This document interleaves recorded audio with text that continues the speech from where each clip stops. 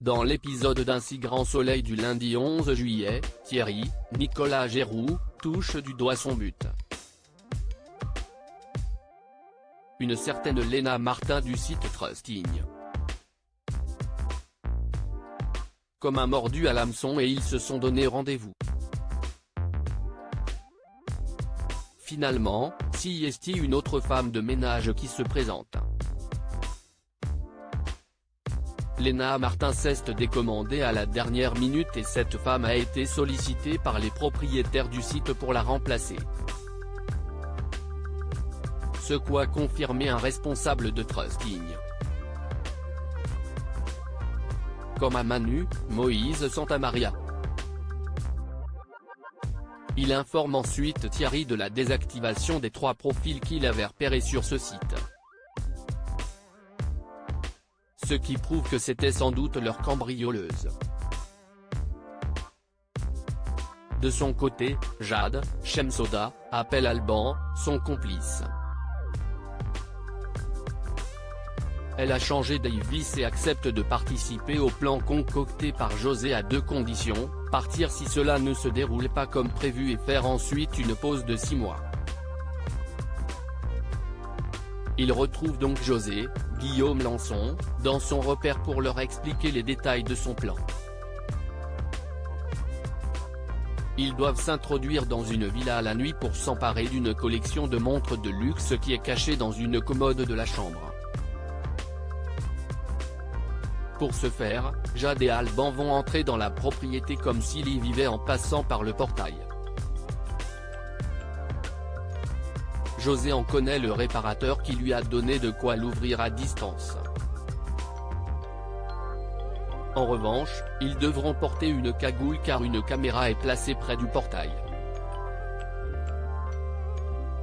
Une fois dans la propriété, ils devront attendre que le gardien fasse sa ronde, le neutraliser et désactiver l'alarme. Jade envoie donc un message à Ludo, Folco Marchi, pour annuler leur soirée, prétextant avoir de la fièvre et être cloué au lit. Sur les conseils d'Alice, Maël Miéton, ce dernier décide de lui rendre visite et de lui apporter une soupe afin qu'elle reprenne des forces. Alors qu'il arrive au camping, Ludo voit Jade partir en voiture avec un autre homme. Il les suit donc à vélo jusqu'à la villa des Florelles. Claire rêve d'étrangers Hélène David, Quentin Gratia, sert à café à Claire, Mélanie Maudran, dans la salle de repos de l'hôpital. Sauf que celle-ci doit s'absenter pour voir un patient. À son retour, remarquant qu'Hélène, Sophie Letellier, n'est plus là, Claire décide de jeter son café dans l'évier. Alors que David est interloqué par ce geste, l'infirmière lui explique être méfiante vis-à-vis de sa collègue dont elle n'a plus confiance. Elle pense qu'Hélène aurait été capable de mettre quelque chose dans sa tasse.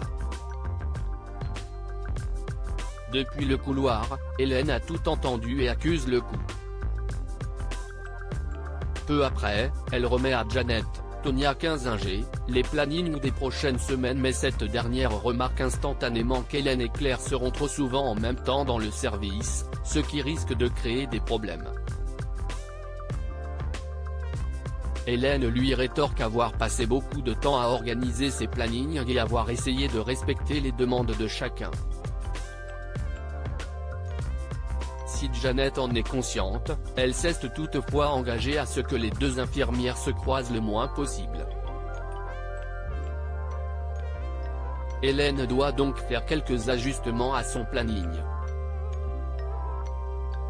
Plus tard, alors qu'elle arrive en salle de repos, Claire y voit Hélène endormie. Celle-ci est alors prise d'une montée de haine.